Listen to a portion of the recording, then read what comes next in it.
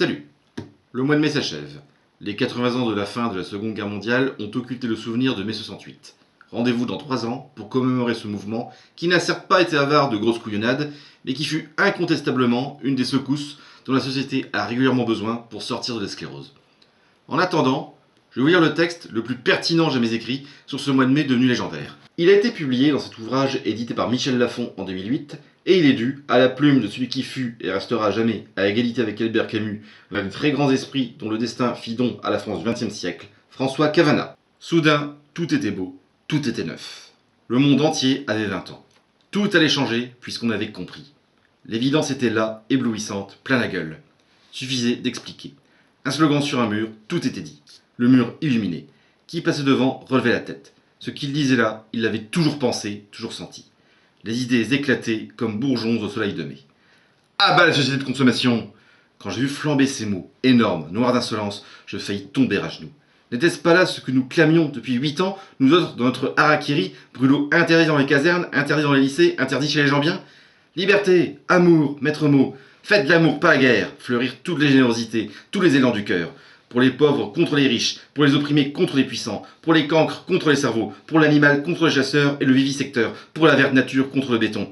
Pour tout ce qui est contre la guerre, donc contre l'armée, contre la peine de mort, contre la prison même. Les bourgeois avisons se faisaient coincer et tondre dans les ascenseurs. Les animaleries des laboratoires étaient prises d'assaut. Ivresse des slogans, se saouler de mots, de formules bien troussées, qui dispensent de pensée. Besoin d'idoles. Le Tché en portrait géant, Mao, Castro. Ça tournait mal. Tout le monde a le droit de s'exprimer, de séduire, même s'il dit des conneries dangereuses. Et de quel droit les décrètes-tu conneries, camarade? Le camarade poinçonneur du métro, qui nous fait chier depuis 2 plombes, a le droit imprescriptible de parler, même s'il bégaye. Quand j'ai vu appliquer les médecines parallèles, le petit livre rouge, le bouddhisme zen, le vaudou, quand j'ai vu cette écume de merde au nom de la liberté submerger l'essentiel, j'ai senti qu'on se faisait avoir. Quand j'ai vu les vieux bons de la politique, les crocodiles roublards sortir du marécage et courir à la soupe, j'ai compris que le printemps tournait à l'aigre. Charletti, morne pleine. Pourtant, mai 68 avait raison. Mai 68 n'a pas changé le monde, donc il a échoué. Non. Le monde est devenu exactement ce que mai 68 craignait qu'il ne devienne. Et plus encore, une énorme société de consommation, mais pas pour tout le monde. Même les plus noirs prophètes n'auraient osé imaginer que le cynisme des possédants irait aussi loin, que les travailleurs, devenus superflus, seraient jetés sur le pavé, littéralement, et sans plage dessous. Mai 68 n'avait pas pour objectif la révolution mondiale, élan spontané, parti d'un rien, d'une révolte corporatiste locale. Il fut le premier surpris devant sa fantastique explosion.